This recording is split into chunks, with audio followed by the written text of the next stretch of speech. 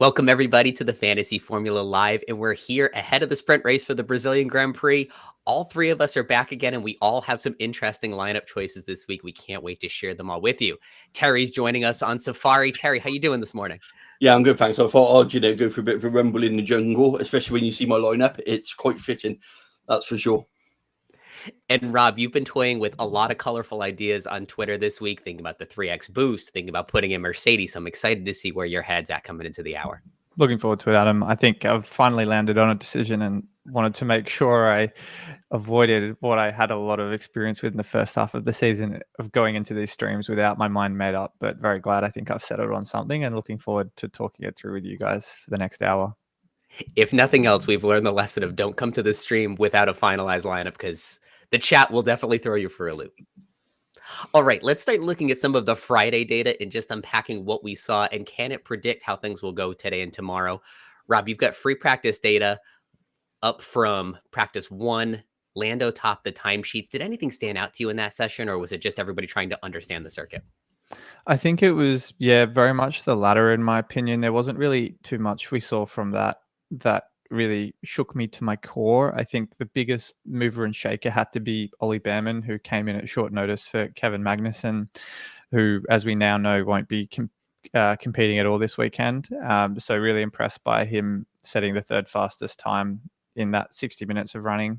But other than that, nothing too much. I was monitoring the Mercedes for periods of time throughout the session because they were on my hit list for this week. But even though George Russell did finish up second, less than 2/10 off Lando, him and Lewis were also quite competitive on the medium tire, but it just didn't seem like Lewis was quite with it. He said towards the end of the session he was experiencing some discomfort in that car, and it doesn't seem like he's looking all too forward to today's sprint race either. So I think it could just be another weekend of McLaren and Ferrari. Terry, was there anything that you kind of really took away from yesterday's free practice before we get into the qualifying session?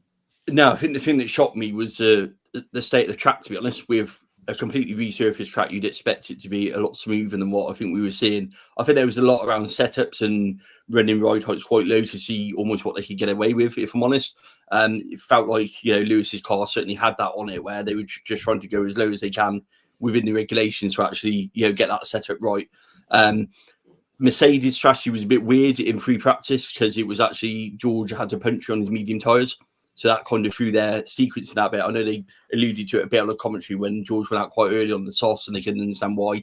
And that was the reason behind it. He had a puncture in his medium, so obviously couldn't use them. So that kind of halted his long run in a bit. So, yeah, I think everyone's getting used to the track. Ollie Behrman was great to see him, especially it's a track I don't believe he's driven before, and then sort of sim racing. So to see him so competitive from the off is really good news for Haas. And they, again, look probably like a good outside bet this weekend. I was really impressed with Ollie's running in FP1, and also Magnussen's on 2 straight DNFs at Brazil, so I think he can sit out another week, let Ollie shine. But the downside of that is he no longer qualifies as a rookie once he completes his 3rd Grand Prix, so that throws a monkey wrench into things for when he's running the rookie test later. He's no longer eligible for it, so Haas will have to work on their postseason testing strategy a little bit differently in light of that. Terry, the other question I had for you was the tire compounds. They're 1 step softer than in previous years. Do you think that plus the fully resurfaced track could make this a little bit interesting in terms of tire strategy? We also have rain in the forecast. Could tire strategy play a factor today? Yeah, I mean, what you tend to get with the darker the tarmac, the more it holds the heat. So that obviously favours the early warm-up of the tyres, but then also the thermal degradation goes off. I think we saw it with the soft tyres. As you get towards the end of the lap, if you've cooked them too much in the first sector, you actually start losing the grip as you get into the final sector. We saw quite a few teams bail out or, sort of lose in the final third. So it's definitely going to play a factor. There is not a lot of support races here, so it's not like there's much running beforehand. There wasn't any support races before the resurfacing of the track either, so they had to resurface and then you tend to get a few events on now. I don't think we've had that in Interlagos, so it is brand new tarmac as well. So with a bit of rain, that could be, we could go back to Turkey vibes, couldn't we? Let's be honest, with that sort of tarmac where we had that a few years back where it just become like an ice skating rink. And I think that's the thing with these tyres. We don't really know how they react a lot of the times. And with it being a sprint weekend, they're limited with their running, as we saw in free practice with their tyre compounds. Not to harp on too much more about Mercedes, but I did a bit of reading in the lead up to Mexico that they seem to do much better in those cooler climates to get the tire into an optimal window. And we saw them do quite well in the wet weather in Canada. I wonder if we end up seeing anything quite like that again in Interlagos. I know, they're not quite up the top in terms of where they're starting today in the sprint race, and I'll just bring the times up now for us. George is in 6th, and Lewis didn't even get into Q3. But I wonder, Adam, I'll pass it to you first, whether they can be competitive from where they are now, or if it is another weekend of them just running 4th and amongst the top teams, and that's kind of where they end up settling. I think you hit the nail on the head, Rob. It's going to depend a lot on that weather. You look at how fast McLaren have looked this weekend. We're going to look at some of the sims in a moment. The sims really favor McLaren. As long as it stays dry, nothing crazy happens to run away with this one. Ferrari have looked great in recent weeks. You can see 2 of them in the top 5. Also, they have really good race trim, so I suspect Ferrari and McLaren will be competitive. Max has won every sprint to this point, so he's going to be competitive today. It's really going to take a safety car, some incidents, some rain to get Mercedes back up there. But we've had at least one safety car in almost every Brazilian Grand Prix in the last 10 years, so it could quite possibly happen. Awesome. Also, a quick note we're hearing about this morning, some pit lane starts. Looks like both Astons and Zhou Guanyu starting at the back of the field today or from the pit lane. So if you have Zhou, I guess it can't get much farther back from him. He already qualified P20. Alligator, you mentioned in the chat there are some strange lineups showing in the sims. I don't know about you, but we're seeing a lot of Aston Martin in our sims. There's Rob showing a double Aston for his team. I don't like them that much, even if they're starting at the back of the grid. What do you guys think? Terry, do you start? Yeah, I mean, I had this conversation with Adam before we come on when I was trying to lock my team in, where it was kind of forced me down an Aston Martin route, and it didn't feel a very comfortable route to go down, if I'm honest, which is why I pivoted completely away from it. I know the sims are generally quite good, but I've not seen anything in Aston Martin that wants me to install faith of banking my fantasy team on them currently. That's for sure. I think it's more of they're there to fill in the budget maybe for some better drivers, and that's what it's all about, not actually their performance, put that way. I mean, I think I'd be more inclined to bolster your other back markers, going from maybe Saubers up to Haas's or something like that, than try and squeeze in an Alonso and a Stroll next to Lando Norris, who we know will be very competitive this week and I think deserves to be the outright favourite to win both races. But they've just done absolutely nothing at all this season in terms of F1 fantasy. So I'm really not sure if at all they're worth bringing in. No, agreed. Alonso clinched both of his driver's titles at Interlagos, but I think that's the only positive momentum they have going into this weekend. So I am out on both Astons. Nice.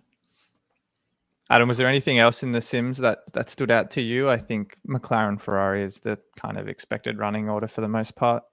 Exactly. I think one of the big questions entering the week, as always, is Piastri versus Leclerc. The sims have settled this for us a little bit. Piastri noticeably above Leclerc.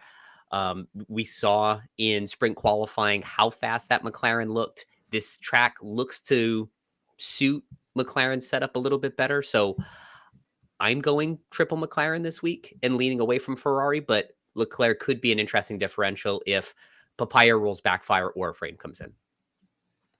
Sure. One other thing we didn't cover off too is the news that Ollie Behrman's rejoined the grid in place of Kevin Magnussen. We hinted at it earlier with some of that illness. Behrman is back at 13.3 million. I think it was only a little while ago he was brought back into the game. It's still a little bit too expensive for me. That the points per million for him doesn't quite add up. And he's not even on this page of sims. He's got to be a bit lower than. I don't think I'd recommend Ollie this week for that price tag, considering he's in the mix with Ocon and Tsunoda, who have been a bit better lately. Yeah, I mean, I think he really showed his true pace in free practice 1, but Haas on their day are at best probably fifth on the grid, and yeah. Terry, I think that's probably kind of where we see them running for the weekend. Yeah, definitely. I'll say about 5th on there was best of the rest. I'd sort of put them in after the big 4. That's probably where they're liable to go, unless something plays into mix. But touch on Adam's point about McLaren's pace looking strong. Remember, if you go back towards Silverstone, their pace in the wet as well, McLaren actually look just as good when that cooler temperatures come. So I'd expect to see that Mercedes rise, like Rob's alluding to, with the cool temperatures, but I'd also expect to see McLaren actually extend out front if it's cooler, because their setup looks suited for both, to be honest with you. I think they're definitely a strong favourite going into this weekend. Adam, do you want to maybe the three of us can cover off some questions in the chat before we jump into lineups, if that works? Sure. Yeah. And I didn't do my usual MC business at the top of the hour here. Make sure you submit your lineups through our base on FanAmp. Head over to the fantasy formula, take a picture of your team and put it in there. We'll be showing some of those lineups in just a few minutes. And then also make sure to answer our Fifth Gear Garms contest question of the week. Which Mercedes driver scores the most fantasy points? You know I'm a Sir Lewis guy. We covered it off on our preview show earlier this week, so we want to know what you think too. Which driver is going to score the most? George, off to a better start this weekend. All right, in the chat, got a lot of folks saying hello, good morning. Felix, Jai Kumar, Michael, I see you asked for 2 questions, but I didn't see the questions pop up, so I'll scroll a little bit lower, see if we can get you. Hi, Alligator. AB says, I've used the 3X. Please don't disappoint McLaren. I hope they come through for you too. Yeah, feeling that. Brian Clark says, greetings from Canada. Good morning, Brian. Our friends at FanAmp say, how's everyone feeling on the final leg of this triple header? Guys, I'm feeling kind of tired. I don't know about you. I'm excited for another break. I'm excited because it means Vegas is next. That's true. So the next time you see the three of us, we will be in person together for the first time, all 3 of us in Vegas. So that's going to be really a great live show in 3 more weeks. Can't wait. I think I found Michael's question, Adam. It was Zhou and Hülkenberg versus Albon and Lawson. Do you want to take a stab at that first? Oh, no, I don't. So let's see. Zhou versus Albon's a question that Rob and I had off air going into this show. The Sims have Zhou a little bit higher than Albon. Albon is in that midfield where you could have a mess going into turn 1. He's had some reliability and collision issues lately. Zhou far enough back to start the sprint where if there's attrition, he can just gain a position or 2 and stay in a happy zone. And Rob also mentioned on his socials earlier this week that Zhou has been on a pretty safe clip, scoring between 4 and 8 points each of the last 4 races. So a good recent stretch for Zhou. On the other side of that, Hülkenberg versus Lawson. Man, it's hard not to love Hülkenberg these days. He's been qualifying really high, definitely the safer of the 2 Haas's. So my first instinct is Zhou and Hülkenberg. Terry, thoughts? I'm inclined to agree with Adam for what it's worth, but not by much. Yeah, I think it's a toss of a coin, really, is that if I'm honest. I mean, Albon, if he's got, stays out of trouble, is obviously, a good point scorer. Lawson, we know he's fighting for his life down there. But I think, Hülkenberg and Zhou, I'll probably go Hülkenberg and Zhou to be safe. I think Zhou will stay out of trouble where he is, and Hülkenberg, I imagine, will do pretty well around in Hasse. To the second question, Leclerc versus Piastri, certainly a lot of the facts are around Piastri. His qualifying form yesterday indicates that McLaren's going to be better. Let me hit you with a fact from Dan Valente from The Score. He's a great follow on Twitter if you haven't followed him already. Since Spa 2023, Leclerc has finished 27 races without a DNF, DNS, or disqualification. He finished in the top 5 in 25 of those 27 races with 15 podiums. So even though Piastri is the safer play this week, Leclerc is a differential. As long as he finishes the race, he's a really safe bet week in and week out. So consider that depending on where you're at in your leagues. I mean, on the topic of reliability, Piastri's finished every lap of every session this season. So it's almost like the battle of the 2 most reliable lap completers going around, more or less. So they're both pretty evenly matched in that department. So I've put Piastri in my lineup this week, Rob, and I wasn't going to say that only 13 drivers in the history of the sport have finished every racing lap, but that is still true. It is. It is. All right. Who else is here this morning? Hi, Nico. Got Narbita Yar. Hello. Good morning in Canada. Kev is regretting running Alonso last week. I'm sorry to hear that, Kev. It was his 400th race. I know there was some good vibes behind him last week, but didn't quite work for Fernando. Didn't make it all the way through. A few questions around chip usage this weekend. Narbito's asked around no negative. Zach referenced the 3x use. I think I saw something about autopilot in there as well. Adam, what's your take on kind of chip usage this weekend?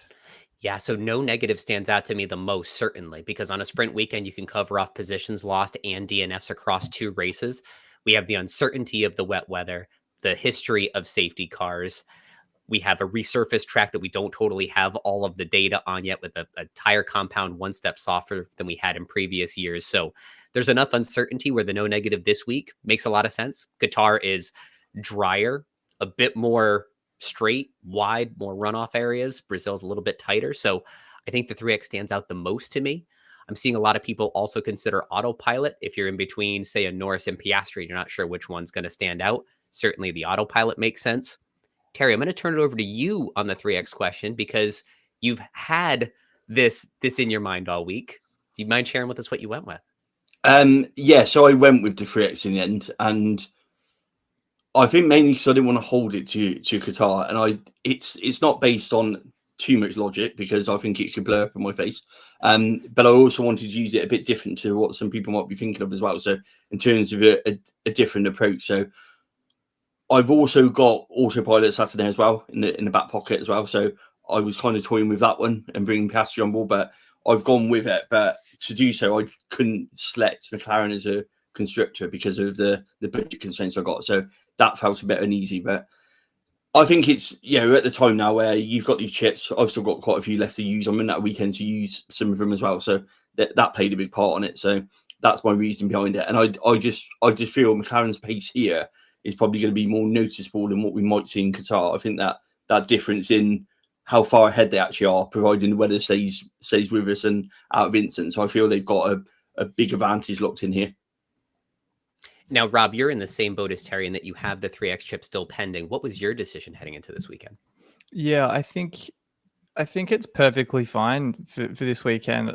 I wouldn't even be surprised to see Norris and Piastri up ahead, so far ahead that they avoid any possible racing incidents or anything like that. And I don't think Max will be quite as close to Lando to get into any of those scuffles we've seen the last few weeks. But I think, despite the fact that it was a much clearer top 2 in sprint quali and practice than what we saw in Austin, the rain is just too much of a variable for me to want to entertain the idea of it this weekend. That's not to say it's a bad idea. It's just, I think with a chip that does offer a lot of points, I want to make sure that there's as a little risk at kind of at bay. And that was why I think Qatar is the dry conditions, the fact that McLaren and I think Ferrari as well will be competitive in those higher speed corners and the straights, suggests to me that I'm happy to wait just a couple more weeks.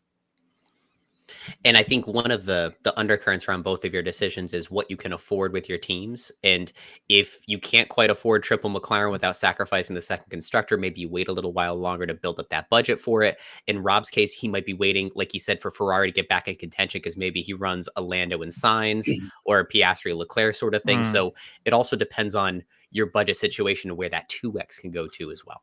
Yeah. Exactly. Yeah, I was 0.1 million off running triple McLaren and Ferrari, and I think with Sainz, the way Ferrari are looking, I think he's got a higher chance of going up 0.3 than the Mercedes constructor does if I was to pair them with Norris, Piastri, and McLaren. So content with leaving it for this weekend, which boils down to just one single lineup decision for this week, which we can cover off in a bit.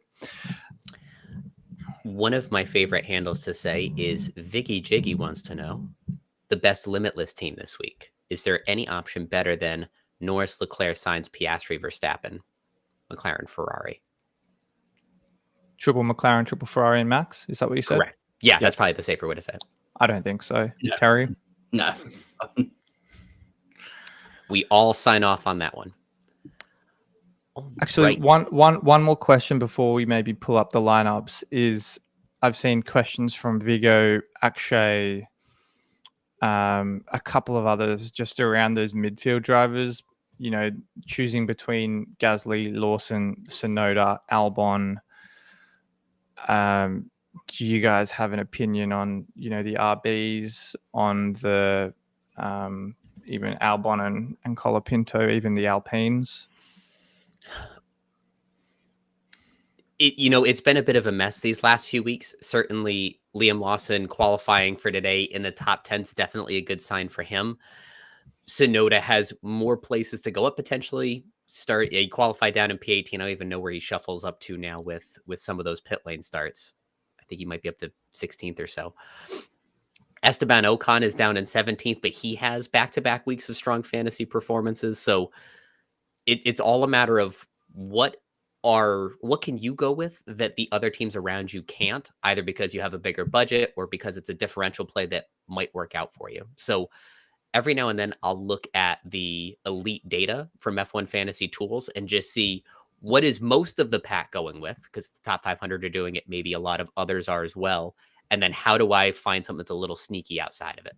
And so you can see Rob has the data up here: Hulkenberg, Albon, Tsunoda, the most popular. So maybe running an Ocon or a Gasly or even a Lawson compared to those guys could be a differential play that works for you this weekend. Yeah, definitely. Do you guys disagree or any other thoughts there?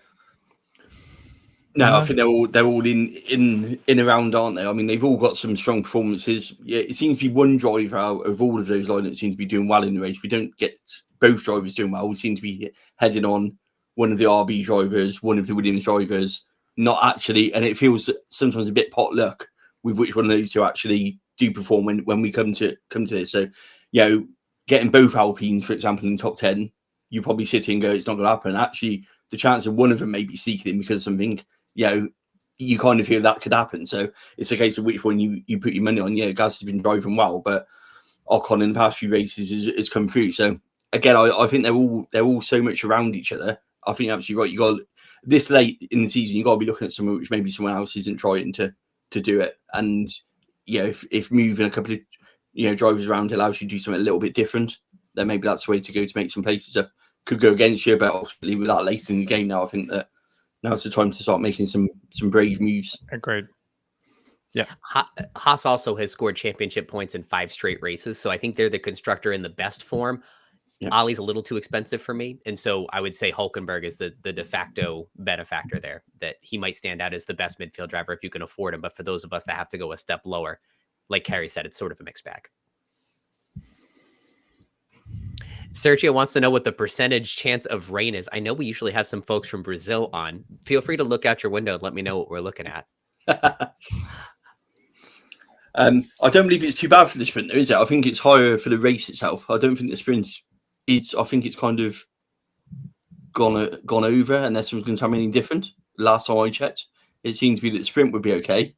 But the race itself was still showing about 50-60% last time I checked. But it's been changing all week, to be honest. Since I did a couple of preview videos on it, it's changed dramatically in terms of the odds of rain. So I think it's Brazil, isn't it? We could get a torrential downpour any time there, couldn't we? Let's be honest about it. It's happened before and it can happen again. These clouds can just roll in, can't they?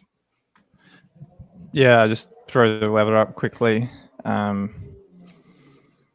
Saturday, let's see if we can click into this. What does this show us? Chance of precipitation, less than 50%. I think that's what you said before, Adam. So we might have some showers this afternoon, but I need to get the whatever that thing's called where it shows you the change in weather over the map. Oh, Nico has a question about where we all are. Yes, Terry's in the UK. Rob is originally from Australia, but currently in New York, and I am in Boston.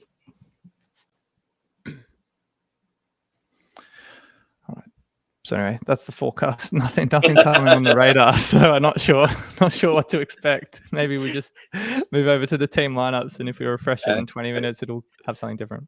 Let's do it. Fantasy rather than weather. Oh dear. Sorry, spoiler alert. Somebody's would. We are not the weather formula, just the fantasy formula. All right. So Sim on the pace wants to know, how are you feeling about triple DRS? Are you risking it despite the potential rain? So you've heard it here. Terry is. Rob says there's a good case for it, but he's leaning toward not saving it for the drier race, and I've already burnt my chip. But I would probably stay with Rob to go with the safer play. Also depends on where you are. If you're chasing someone that you know is going to play it safe and use it in Qatar, there's nothing stopping you from using it this weekend. I would definitely use it one of those 2 races as opposed to one of the non-sprint races in between.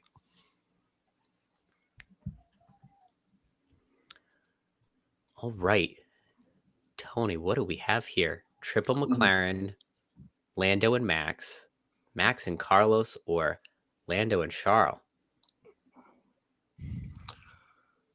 I'd probably strike off the last 2 for a start. Yeah, I don't think anything with, if you've got a triple McLaren lineup, I don't think taking a -10 is probably beneficial in many ways. Just from the offset. So I think you can discount the final 2, Tony, to be honest, straight from the off. I agree, Terry. I think I've got to go with the team on the far left, to be honest. I just like, as we talked about, the reliability of Hulk and Lawson's looked good lately, and Oscar and Lando are starting first and second today. So I can't fault the first one. I'm jealous of that budget, Tony. Yeah, I just don't think Max is going to get enough in terms of making it worthwhile pivoting away. I mean, he's going to be where he is now, and it's only a 5 place for the actual race itself. So I don't think there's enough for me to move away from that to go towards Max into your lineup when you look at the other drivers you've got in there. Agreed. Opinion snafu, you've got a nice little budget there too. So let's see. The options here are Lando and Charles with different flavors of midfield drivers, and then whether or not to use the autopilot. So we've got Colapinto, Hulkenberg, Albon, Lawson, Albon, Gasly. I think I would go with the first lineup and co-signing autopilot. Yeah. What do you 2 think? I like that too. Good. Oh, I see a 4-pack of lineups coming up next. Oh. MS Scuderia. Which C-tier combination will use no negative? Lucky you. I think this is going to be a good weekend for no negative. All right. So we've got Colapinto, Joe Hulkenberg, double Williams, Tsunoda, double Williams, Lawson, Colapinto, Gasly, Tsunoda. Oh, boy. Wow. I think the Sims would say the first one. If you want the craziest lineup and you are using no negative, I'd say maybe the last one. I would have gone last. And you can make it some places. Gaz has been driving well. No negative risk. Triple McLaren in there. Yeah, I like that. I like Gasly's single lap pace. I don't know how Alpine will stack up over the full race, but I think for a differential, the right. But if you want to go kind of safe, as you say, Adam, with a nice base of points, then the left. I like the concept of a differential with no negative, the way they have it here. I don't think I'd play that last lineup without a no negative because Yuki in the rain scares me a bit. A pissed off Yuki with Lawson coming around him in the rain, no less. All right. And so the next slide, this is just a reveal of a contest winner. So earlier this week, FanAmp and I are giving away this card signed by Perez, Leclerc, and Tsunoda. We drew the winner a little while ago. And so, Rob, can you remove that gray bar? The winner is, hey, it's Beata. So we'll be in touch with this person in the next few days to make sure we get them out their card. But be sure to follow FanAmp, myself, Terry, Rob on all the social medias because you never know what we're giving away. Could be a collector's item with Sergio's signature on it. Who knows where that's going? It's definitely been an interesting couple of weekends. Terry, I have a coffee-related question for you. We saw Christian Horner coming out of the Williams hospitality. When they asked about it, it sounded like they were going after some coffee. They had a new coffee sponsor, and they're just enjoying a cup of coffee. Do you think that's true, or were they going after some of that Argentinian mate? I think there might have been a couple of sponsors involved. I think that Christian brought Visa to the table, and I think that Williams supplied the coffee for it. If I'm honest, I can't tell how good the coffee is in Williams hospitality. I mean, I'd like to find out if it's enough to make Christian walk all that way down the paddock to go and taste it. It's obviously a good blend that Williams have got going on there in more ways than one. But I think there's a lot of if we talk about driver moves very quickly, I don't think it's a done deal. I know there's been reports saying it's a done deal. I think it's quite obvious what Red Bull are trying to do. whether or not it's going to happen, I think it's still lots of ifs, buts, and maybes. And I think there's a lot of money, sponsorship, contracts, driver academy negotiations, all of that in the mix before we can say it's a done deal. I did see some reports this morning suggesting it might have been done, but I don't think so, if I'm honest. I think there's a lot of things still in play to whether or not that is. And I'm starting to hear even crazier things that they're actually talking about Carlos moving over, and now it just starts to feel like they're distracting us. Yeah, I mean, the Carlos one, I don't believe for 1 minute. If they wanted Carlos, they would have gone for him when they had the opportunity to sign for him. So I think it is all to do with Franco. I don't know where he fits into it, whether or not it's obviously Max's teammate, whether or not it's obviously Yuki's teammate, promotion Lawson. It would make sense from a sponsorship point of view if they were going to lose Checo's money to replace him with someone like Franco, who's quite clearly got a lot of backing with him as well. So that would make sense from a commercial side to make it something shortfall they will lose with Checo. So it does make sense in terms of move. I know that Williams seems to be playing hardball. They don't want to release him in terms of their academy because they want him for the future, because they feel that obviously Carlos and Alex might go off and do something for a better team, and then they'd be left high and dry. So they want a low move. Red Bull are kind of adamant they don't want any low moves. So I think that's where it's all kind of sticking at the moment. So that's where I can see the issues maybe rising, is the desire to have Franco on the grid coupled with Williams' desire to keep him. And we're not in an age anymore where I think money talks as much as it used to because of the cost cap and the way the team's a lot more profitable. A few years ago when we see Mercedes and Bottas, actually, I think it would have been no brainer and they would have took the money and run. Now I don't think they need it as much. So it's a bit different for me. Agreed. So this is going to be an interesting couple of weeks to see what unfolds here. I'm sure they'll keep it close to the vest until closer to Abu Dhabi. So here we have Jeremy's lineup where it is Norris and Leclerc versus Norris and Piastri. I think Norris and Piastri win for me this week. And then Jeremy also wants to know, who do we fill in that last driver slot? And do we use the 3X on Lando? Rob, what's your instinct telling you about that midfield spot? I'm probably leaning to go Lawson of those four options right there. I really like triple McLaren, as we've talked about already, and 3X on Lando and Oscar. We've obviously been a bit split on that this morning, but I don't think it's as bad now that they've both proven to us that they are a very strong outfit this weekend. So I do think, to your point, Terry, that Lando and Oscar do have the viability to be a 3X combo this weekend. Yeah. Rob, could you tab over to the odds checker site? I just wanted to cover off something that I think a few people have asked me offline is, Oscar starting on pole today, is he a better shout for points than Lando?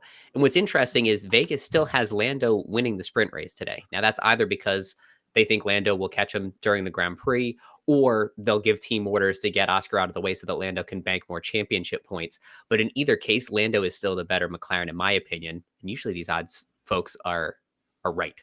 Terry, what do you think is going to happen out of here? Do you think Lando will beat Oscar by right, or will they have to employ team orders? I think it's either or, if I'm honest. I think whichever way you look at it, they will allow Lando to capitalise on the points if they have to. So I think when you saw Oscar's interview yesterday after the qualifying, he was quite open about that if the team asked him, he would move aside. I think we're at the point this late in the season where they'd be kind of foolish not to, especially when they would bag the same amount of constructor points. So I think it's not saying that Oscar's going to be number 2 driver now because we're in the championship fight. So I think, well, I say championship fight, I don't believe we are. I still think it's Max's, but you know what I mean, from that point of view. So I think they maximise what they can for Lando this weekend. And if that means, either a move or, he does it in the right way, I don't know. I mean, in the sprint, it's going to most likely be some first couple of laps, or you'd imagine him to move alongside with obviously no pit stops into it. So you'd expect it to go that way. And then also looking at the Grand Prix tomorrow, a bit farther down, Norris is the betting favorite by quite a bit too. So I think for both of these pieces, Lando really stands out to me. And pairing what Terry answered with one of Rob's points earlier, I suspect they're going to tell them no shenanigans into turn 1, build a nice big lead. When there's no risk to our race position, we'll invert the drivers and take first and second. Yeah. Good. Do we have more lineups to cover off, Rob? Yeah, a few more actually. So let's keep moving through them. All right. So here's BZ again. Brian's got Norris and Leclerc, triple McLaren, triple Ferrari. Yeah, call me old-fashioned. I like triple McLaren. Middle team for me, I think. Yeah, middle. I'm not seeing enough from Ferrari to go triple Ferrari this weekend. Okay, that was an easy one. Yeah. We're never unanimous, Brian, so that's how you know. All right, Joe has a 2 transfer team and a 3 transfer team. Albon versus Tsunoda. Oh boy, it's the 2 guys that can't stay on track. I would say flip a coin at this point, or if you Tsunoda being the less popular of the 2 drivers and you want a differential, go Tsunoda. But I don't feel terribly good about either of them. No, I'll do eeny meeny miny on it and just see where you end up. I think Tsunoda's starting further back, so I think it just depends in the sprint race today whether he can claw a few overtakes or if Albon can hold on to his place or he slides down a few spots, which I think may well happen, but we'll obviously have to see.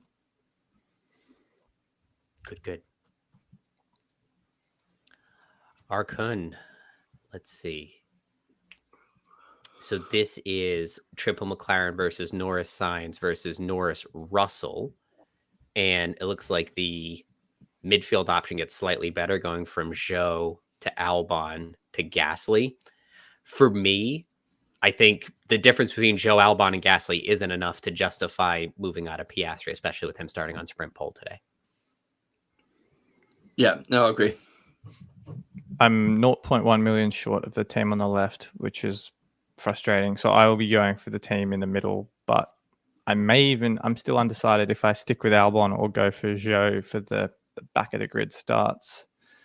So I'll probably have to post my team soon. Do we maybe, Adam and Terry, want to walk through your teams quickly before we close out the last 2 lineups? Sure. Ours are posted. So we'll start with Terry, who's already dropped the bomb on his 3X chip. Talk us through it, Terry. Oh, wow. You know me, I like to be different. Like I said, I was annoyed I couldn't go triple McLaren, to be honest, so I did have to make a move away, but I went Joe based on, I think that in the pit lane there's more chance, and he's a budget maker for me. And then obviously by going for Lando and Oscar, my budget enabled me to go Ferrari and Mercedes. So I've kind of covered some of it off in the sense of every eventuality. If Mercedes come through the pack, I'll pick up some points there. Ferrari, I expect to be there or thereabouts, and then I'm banking on the McLaren boys deploying team orders and going 1-2, if I'm being honest. Is my thinking behind it. I'm starting to feel the peer pressure on Joe because I have Albon right now. I've locked in my lineup, but I still have plenty of transfers. I can move them. Sorry, a bit of a clunky screen swap, but yeah, that's okay. So this is what I'm looking at right now. Moving from Leclerc to Piastri for triple McLaren, then I'm starting to feel a little left out on having Albon there. Maybe if time allows, Greg, could you put up a poll in the chat of who should I go with, Zhou versus Albon? I think I'm going for Zhou. I think I've made up my mind. He's slightly lower owned than Albon. That's the reason I've gone for it. And I'm not saying that's the right decision, but I'm more inclined to think Zhou can gain positions and avoid the mess in the middle if there's any crashes versus Albon, who I think will probably be between, P15 and P10 for the Grand Prix. Yeah, I mean, Albon for me feels like a bit of a Magnus at the moment for trouble on track. He seems to be getting collected at every opportunity. So, all right, well, I'm going to lock in my lineup and I'll bring that up too. So that's probably my thinking at the moment is, as much as he's a good driver, he seems to be getting caught up in things at the moment. Not his fault before the chat hates on me for it, but yeah, he seems to be wrong place, wrong time. All right. Whereas Joe can stay out of trouble in the pit lane. Mind saying that, it seems like a busy pit lane this afternoon with the two Aston Martins down there. It is. All right, so I'm contemplating Joe now. He is currently sitting. I haven't locked it in yet, but Joe is sitting there. I want to see what the poll says. It looks like the two of you have spoken, but I might have to make an amendment to my post. Nothing wrong with that. You reserve the right to make your decisions as you go, Adam. So I don't think there's anything wrong with our last minute swap. I started the show off by saying, know your lineup so you don't get peer pressured. And here I am, 40 minutes in, peer pressure. But that is a disadvantage, isn't it, of doing the live stream before you've got a lot of lineups? Because if you don't, you're in trouble by the time you finish this stream. I'll tell you though, I do love. Gone. I love watching our friend Tom Pop Panman because he does make his lineup decision right at the very end, and his chat definitely puts him in a bit of a pickle by the end of the hour. Absolutely. Yeah, I mean, Michael's comment just said Albon's a DNF merchant this season. Yeah. All right, Sergio. Yes, reminder that Joe is starting from the pit, so definitely a lot safer play to have him all the way back there. He won't get collected into turn one. Alligator is the same question that I do. Hopefully, we'll find out soon, Allie, what the people say. And then let's get through the last two lineups, and then we can cover off my lineup at the end, which I think we've already alluded to. How's that sound for you guys? Yeah, let's do it. Head Piastri chef, we've got triple Ferrari, triple McLaren, and then the mixtures. Let's see. And then we got two Lawsons on the left, a Tsunoda on the top right, and a Hülkenberg in the bottom right. I quite like option B. Piastri with Lawson. I think that's Me too. Piastri, the best of the number two drivers, Lawson, the best of those midfielders. Yeah. Yep.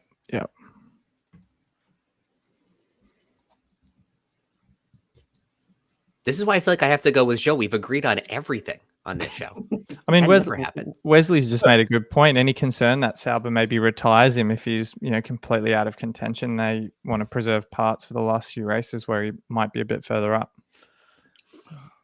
I've always worried about that with the Sauber guys because they are so far back that if there's nothing to gain, they may well just retire the car.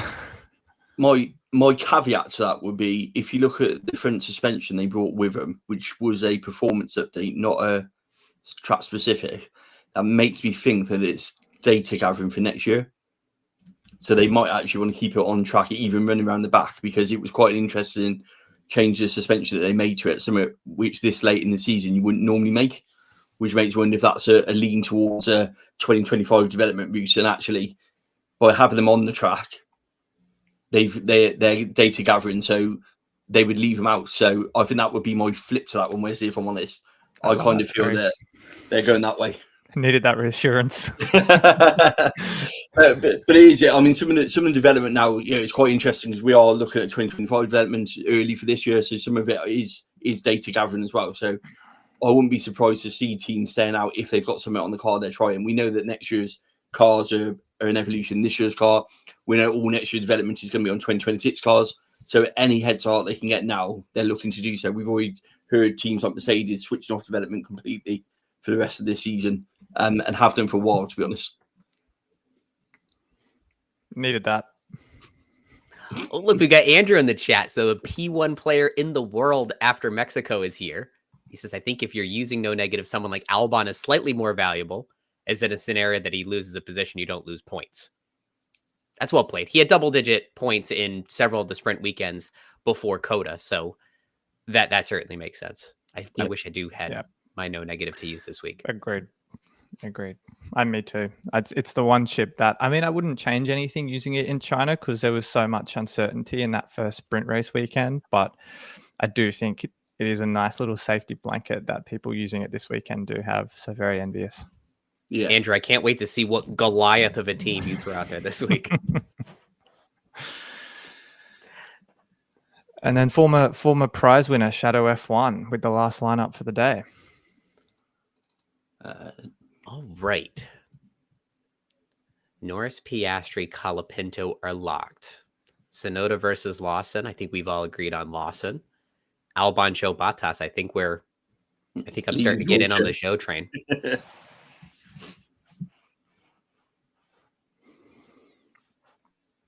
I'll take Lawson over Tsunoda if I had to choose. And then I think we've agreed that Zhou, I'm surprised I'm at this point of the season promoting Zhou over Alex Albon, but we are here.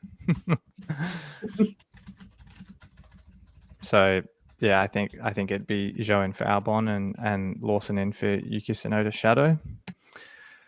But yeah, I think that brings it to the end of the team lineups. Yeah. Adam, I could hear you furiously typing away in the background, so I assume you've got a tweak to the post you made before. I'm guilty. Yes, I'm trying to explain my change on Twitter right now. I'm doing it. I'm putting in Joe.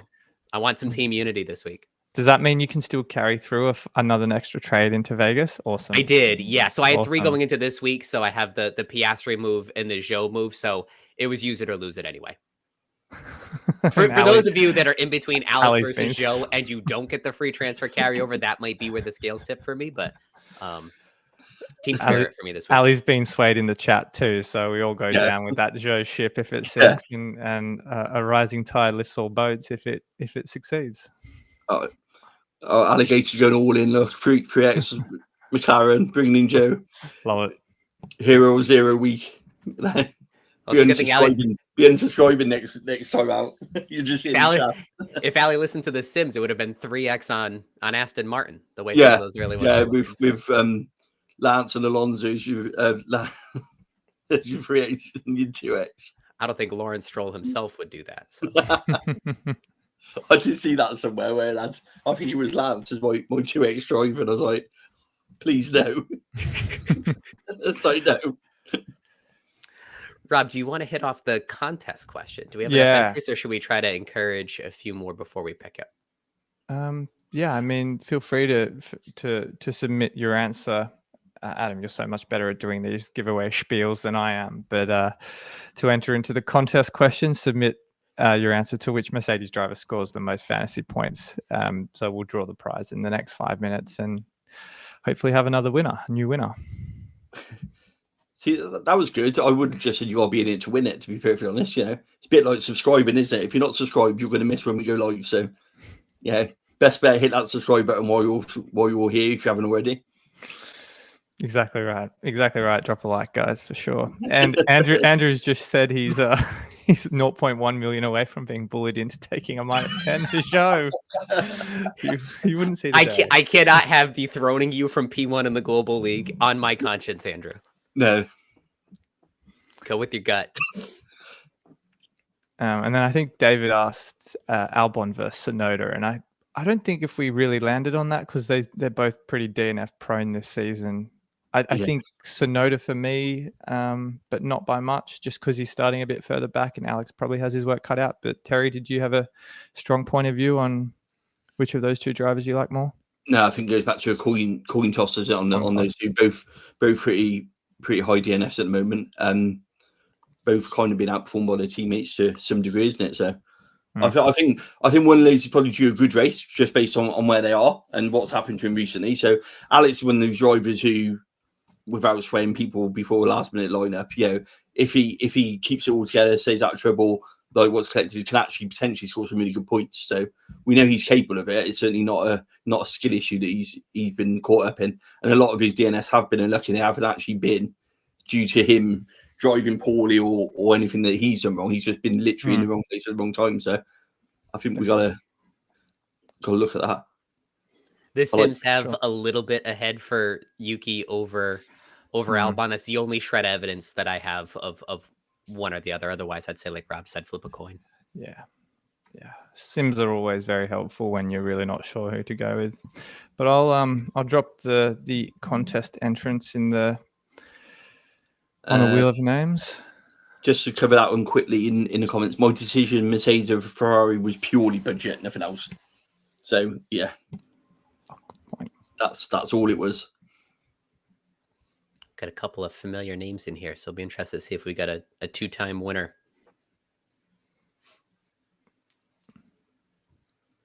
I think we might, Adam. Oh yeah, that's a name we've seen before. CX Kev, congratulations. Here, where Rob, Terry, and I are, it's becoming sweatshirt weather. So you keep racking these up. It's going to be 5th gear Garm sweatshirt weather for you soon too. Yeah, a wardrobe full. Awesome. Excellent. All right. Bunch of questions coming in the chat in the last few minutes. Jan wants to know autopilot with Norris and Piastri. I'm all for that. Love it. Yeah. Nice little insurance against the 2X. All right. Jack in the chat says Sainz and Sonoda to Piastri and Joe, but could afford Albon. You guys have persuaded me to the Joe train. Oh, no. All aboard, Jack. Let's just hope we don't get derailed. It's our neck on the chopping block this week if Yeah. it fails. Yeah, please subscribe before Joe's performance. Whereas Kev says, smash that subscribe button before. If not, just come back and tell us how wrong we were to jump on the Joe train. Yes. Go on. Feel Adam. free to keep receipts. I started this season by saying that Alpine were going to be taking the grid by storm this year, so I keep my own receipts when I'm wrong too. Caroline wants to know Sainz and Gasly or Leclerc / Piastri and Joe. Piastri and Joe, Caroline. Yeah. Join us on the dark side. The question of the week is to Joe or not to Joe, and I think we've definitely in the former camp. Let's Put that as a Joe. competition. Let's Joe. And one more for you. Lights out and away we show. Oh, I like that one. All right. David has settled on Sonoda over Albon. No negative to cover off whatever could possibly happen. Ali has sent us a nice long train. So welcome aboard. We've all stamped our ticket on the Joe train this weekend. Yeah. Any other questions before we break for Brazil? Feel free to throw them in the chat. Rob, Terry, and I are going to take a couple of weeks off just to get our heads wrapped around how we're going to make Vegas as awesome as possible from a content standpoint, what we can bring all of you. We have a special guest lined up right before we leave for Vegas. I can't wait to share that with everybody. More contests coming. So the season's wrapping up, but we're as strong as ever on this show. Ooh, a question I keep missing in the chat. What do you think about Norris, Piastri, Alonso, Colapinto, Joe, Aston, Norris? Aston Martin as a constructor scares me because there's a chance that neither of them finish in the top 10. They miss the qualifying teamwork points. They're never in the mix for fastest pit stop. I would break up Piastri and Alonso, divert some of that fun into at least Mercedes, and then you'll have stronger constructors there. Yeah, I wonder if you'd be able to get in George Russell and Mercedes, if that's enough, or if we're just short. I think it's maybe just short. Could be a lineup where if the budget, as we've talked about in the lineups for budgets, Adam, it could just be Norris and very reliable midfield drivers. I trust that a lot more than Aston Martin at this point, even with their start. They're starting from the pit lane because they've made all these changes. We also don't know if they're any good. So that's holding me back too. Yeah, and the fact it's both of them is a concern as well, isn't it? Andrew's reminding us that Aston is in tier C, but that's not enough. The potential of $1 million price rise isn't enough to intrigue me. Any predictions for the race, guys? Your top three? Don't think we've done it much lately. So, Adam, what's your top three for the Grand Prix tomorrow? I'm boring. I think it's going to be Lando, Oscar, and Charles. What about you? I like that. Great. Put me on the spot. I was hoping to go to Terry first so I could think about it, but I'll go Lando, Oscar, and Carlos for the sake of my own fantasy team. I'm going to go Lando, Oscar. I think Max is going to come on the podium tomorrow. I think he'll come back through. I quite fancy a strong performance from him tomorrow, so even that penalty. That's a good question. Let's ask that next. Where do you think Max starts? So that's qualifying position +5. Do you think he starts outside the top 10 or inside? I think inside 8th. I'll go 10th. Oh man, I was thinking like 8th or 9th. Yeah, somewhere around there where you get double McLaren and maybe a Ferrari ahead of you, and then you take 5 places after that. That sounds pretty good. When you look at Max's track record in Brazil, he has never qualified lower than 5th or finished lower than 6th in a Red Bull. So always quite good.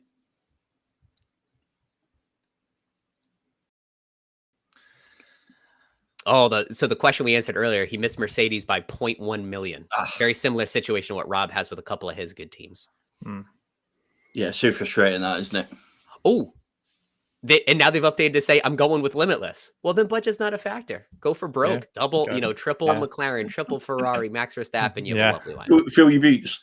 I think limitless over any Aston Martin team is a win for me. So I think Ocellon has made the right call there, I think.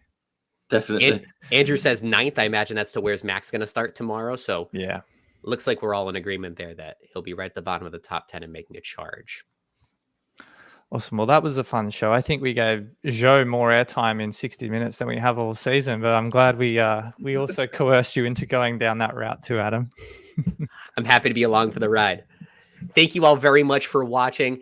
We have another great live show prepared while we're in person in Vegas, so keep an eye out for all those details. Good luck this weekend, and we'll see you in 3 weeks.